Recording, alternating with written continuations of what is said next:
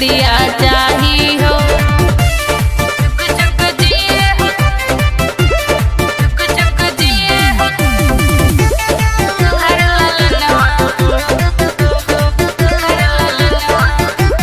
भैया रहे तोहार बम्बे सोना प्यारी ननदिया हो। कहबू जवन साहब देहब सोना हमार बतिया हो। तोहके देहब ये हो ननद जी बनारसी सड़िया हो। तोहके देहब ये हो ननद जी बनारसी सड़िया हो। जुग जुग जिए हो सुघर ललनवा हमके सिकड़िया चाही हो। जुग जुग जिए हो सुघर ललनवा हमके सिकड़िया चाही हो।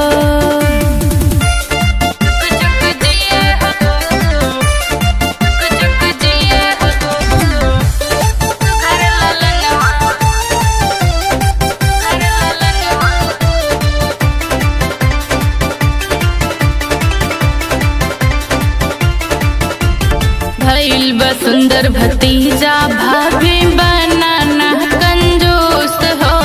मांगिला अपन नेग नाही मांगिला तोहसे घूस हो। सुना सुना लागे कलाई हमके घड़िया चाही हो। सुना सुना लागे कलाई हमके घड़िया चाही हो।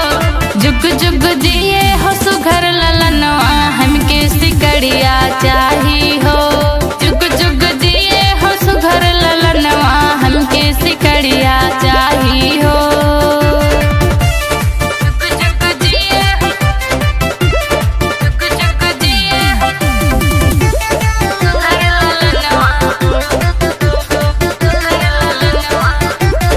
आवेद अपने भैया के ननदो काहे के खिसियालू हो।